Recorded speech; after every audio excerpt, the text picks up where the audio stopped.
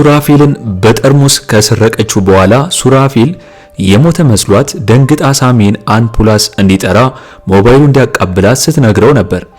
ነገር ግን ሳሚ ሱራፌልን አይቶት በህይወት እንዳለና እንድትረጋጋ እያደረጋት ነበር። ትዕግስት ስታየው ሱራፌልን ማን ነው እንደዚህ ያደረገው የድሮ ፍቅረኛን ስትል ቤዛ ቲጂንም አብራ ልትላት ነበር።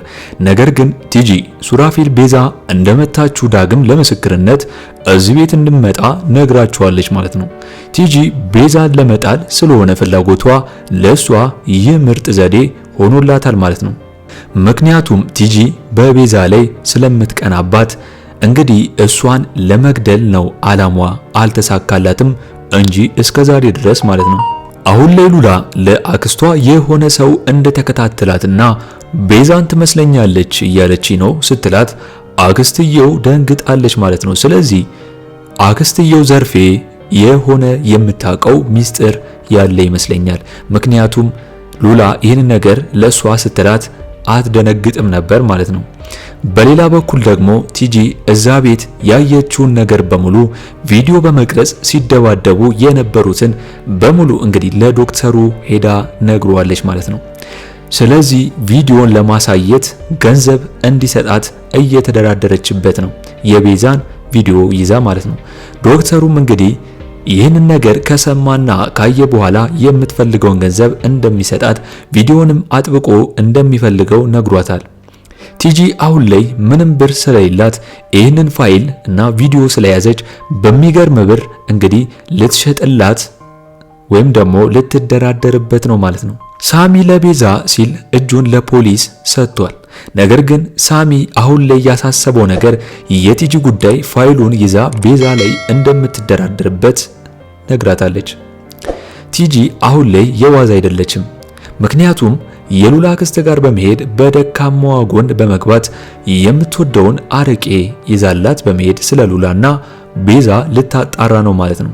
ዶክተር ሮቤል ቤዛ ጋር በመሄድ አሁንም እያስፈራራት ይገኛል። ቪዲዮ እኔ ጋር ነው እያለና ይህንን ቤት አሳልፈሽ ስጪኝ ከዛም ቪዲዮን አጠፋልሻለሁ ብሏታል። አሁን ላይ ዶክተሩ ቪዲዮን እጁ ላይ ሳይገባ እየተደራደረችበት ነው የሚገኘው። እንግዲህ ዶክተሩ ለቤዛ ሙሉ የእሷ የሆነው ሀብትና ገንዘብ የራሱ ቤተሰብ ንብረት እንደሆነና አባትሽ ነው ቤተሰቦቼን እና ንብረቴን የነጠቀው ብሎ ነግሯታል። ቤዛ ግን ግራ ገብቷታል። መቀባረጥ እንግዲህ ይህንን ነገር ሲነግራት ዶክተሩ ቤዛ እንግዲህ አላመነችው። ምክንያቱም ይህንን ነገር ስለማታቅ ማለት ነው። አሁን ላይ ዶክተሩ ፊት ለፊት ቤዛን ጠላቷ እንደሆነ ነግሯታል።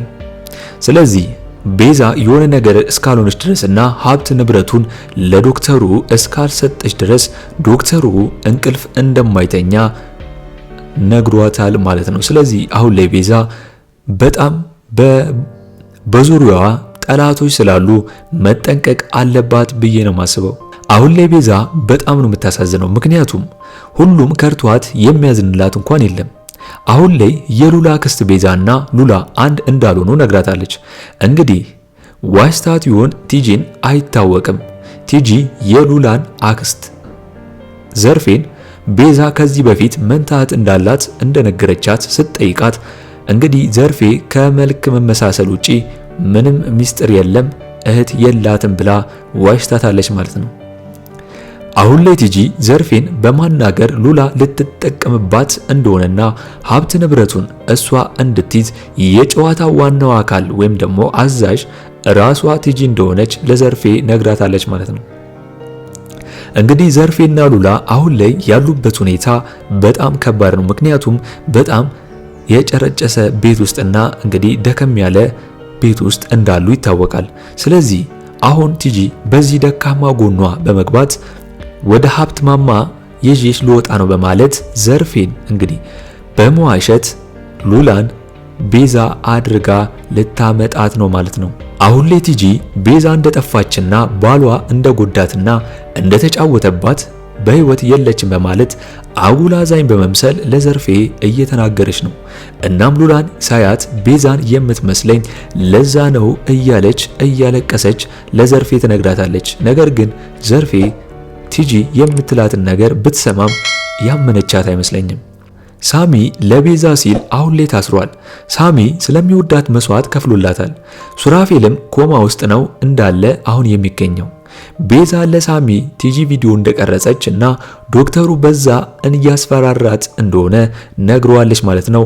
እንግዲህ ቤዛ ሳሚን ሄዳ እስር ቤት ስትጠይቀው ማለት ነው። እንግዲህ ሳሚ ሳያጠፋ ወንጀሉን እሱ ሳያደርግ በቤዛ ጥፋት ምክንያት ራሱን እኔ ነው ያደረኩት ብሎ እጁን ለፖሊስ እንደሰጠ አይዘነጋም።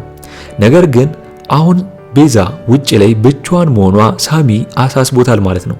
ስለዚህ አሁን ላይ ሳሚ ቤዛ እንድትጠነቀቅና በዙሪያ ያሉትን ሰዎች እንዳትፈራ ነግሯታል ማለት ነው። እንግዲህ ቤዛ እንደምናየው ከሆነ መንታ እህት ሉላ የምትባል አላት ነው የሚመስለኝ።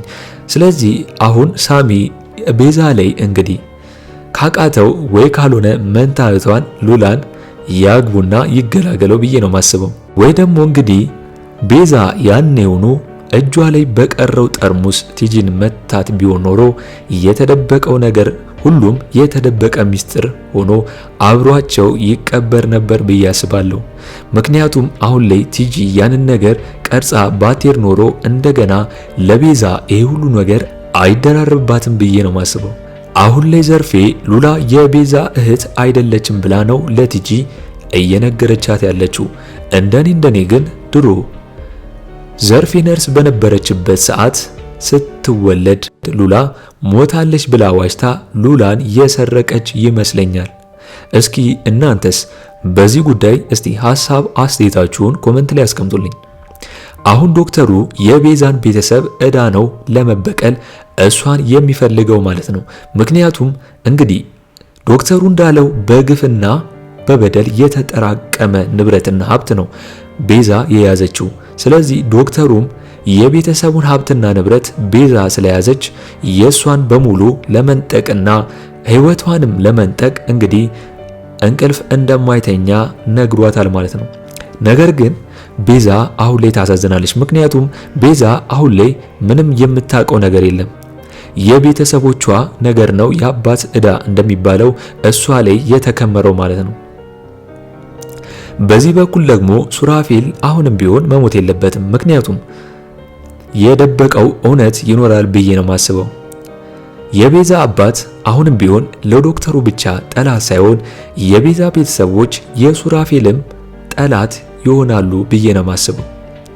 ለዛ ነው ሱራፌል እንግዲህ አሁን ላይ እንዳስመሳይ እየሆነና እየተጫወተባት የሚገኘው።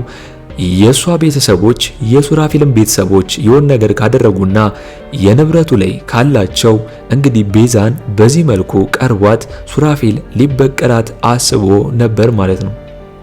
እኔም ምለው የቤዛ ቤት አመቱ ሙሉ ክፍት ነው እንዴ? ያንን የሚያክል ቤት ዘበኛ እንኳን እንዴት የለውም? ሁሉም እንደፈለገ እየዘለለ የሚገባበት። እንግዲህ ይህ ነገር እናንተ እንዴት ታዩታላችሁ? እስቲ ሁላችሁም ሐሳብ አስተያየታችሁን ኮሜንት ላይ አስቀምጡልኝ። አሁን ላይ ዶክተሩ የዚህን ያህል ጨካኝና አረመኔ የሆነው ወዶ ሳይሆን ቤተሰቡ ላይ የተደረገበትን ነገር በማሰብ እና ለመበቀል ነው። እናም እንግዲህ ዶክተሩ ከመሬት ተነስቶ እንደዚህ እንዳልሆነ ለቤዛ ፊት ለፊት ነግሯታል ማለት ነው።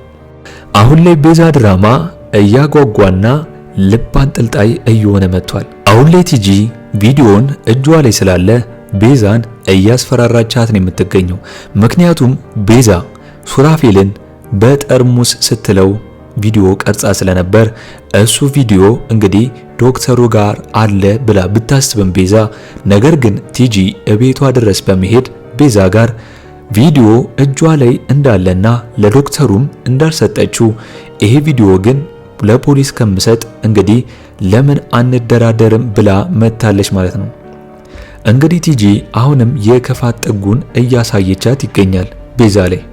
አሁን ቤዛ ለቲጂ ምን የምትላት ይመስላችኋል? ምክንያቱም ቤዛ ባደረገችው ነገር አትጸጸትም። ስለዚህ እጇን ለፖሊስ ለመስጠት አስባለች። ነገር ግን አሁን ላይ ቤዛ እጇን ለፖሊስ ከሰጠች ሉላ የምትባለውን ቲጂ እዛ ቤት በማምጣት ከሱራፌል ጋር እንግዲህ ቤዛ እንድትመስል በማድረግ ድራማ እንዳይጫወቱ ብዬ ነው መፈረው። ምክንያቱም ቲጂ የቤዛን ነገር በሙሉ ስለምትቀናና የሷን ነገር በሙሉ መውረስና መውሰድ ስለምትፈልግ በዚህ ነገር ገብታ እንግዲህ ሀብት ንብረቱን የራሷ ለማድረግ ታሴራለች ብዬ አስባለሁ። እናንተስ በዚህ ጉዳይ እስቲ ሐሳብ አስተያየታችሁን ኮሜንት ላይ አስቀምጡልኝ። እንግዲህ ቤዛ ክፍል 45 ቶሎ እንደተለቀቀ እኛም በኮሚኒቲ ፖስታችን ስር ወዲያው ለእናንተ የምናስቀምጥላችሁ ይሆናል ማለት ነው። ለአምባር ሚዲያ አዲስ ከሆናችሁና ሰብስክራይብ እስካሁን ያላደረጋችሁ ካላችሁ ሰብስክራይብ በማድረግና የደውል ምልክቱን በመጫን ቤተሰብ እንድትሆኑን በአክብሮት እንጋብዛለን።